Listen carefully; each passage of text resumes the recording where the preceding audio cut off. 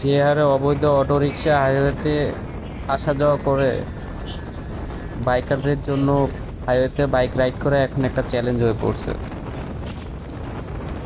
Tesla যাদের আসলে কোনো নিয়ন্ত্রণ নাই, নিয়ন্ত্রণহীন, উল্টো পথে যে হারে তারা আসলে হাইওয়েতে আসে, মানে এটা খুবই দুশ্চিন্তার একটা বিষয়। যে কোনো সময় যে কোনো ধরনের বড় দুর্ঘটনা ঘটতে পারে। আজকে আমার সাথে হতে পারে, কালকে আপনার সাথে হইতে পারে। আসলে এর পরিত্রাণ কোথায়?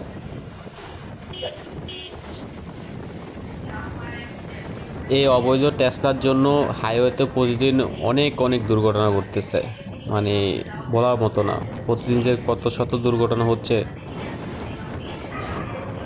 আসলে মানে এটা অনেক বিপজ্জনক হয়ে পড়ছে বাইকারদের জন্য।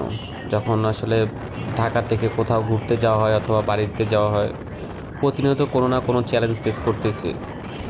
মানে আসলে একটা ভয়ভীতি নিয়ে কাজ করে, ভয়ভীতি নিয়ে বাইক চালাতে হয় যে কখন কি হয়ে যায়। বিশেষ করে মানে আমার দেখা যেটা ঢাকা কুমিল্লা হাইওয়ে, যেটা ঢাকা চিটাগাং হাইওয়ে, এখানে তো আসলে বলার মতোই না। আপনার মেঘনা ব্রিজের আগে থেকে স্টার্ট করে কাশপুরের পর থেকে এই জায়গাটুকু, মানে আপনার একটু পর পরে উল্টো সাইড থেকে অটোগুলো আসে। তারপরে কিছু আছে আপনার দ্বিমুখী, মানে পুরাই একটা বাজে একটা অবস্থা।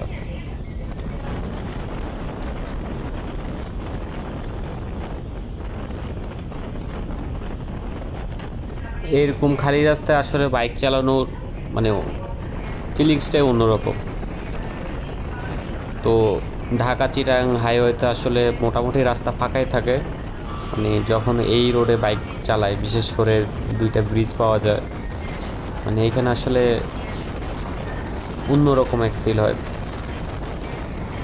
আপনার ঢাকা থেকে কুমিল্লা বিশেষ করে এইটুকু রাস্তার ভিতরে মানে বাইক চালালে আপনি একটা আলাদা একটা ফিল পাবেন, কারণ ওইরকম কোনো যানজট নাই, 4 লেনের রাস্তা।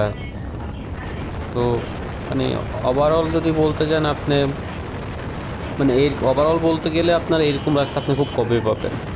প্রকৃতি, রাস্তা, মানে সব মিলে একটা প্যাকেজ আর কি যেটা।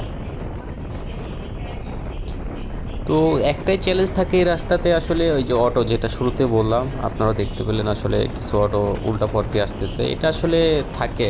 তারপরে এইসব কিছু মাথায় রেখে সতর্কতার সাথে বাইক রাইড করতে হয় আমাদের। এটাই আসলে আমাদের চ্যালেঞ্জ, এটাই বাইকারদের জন্য একটা চ্যালেঞ্জ। এই রোডে অবশ্যই সবাই সাবধানতা অবলম্বন করে বাইক চালাবেন।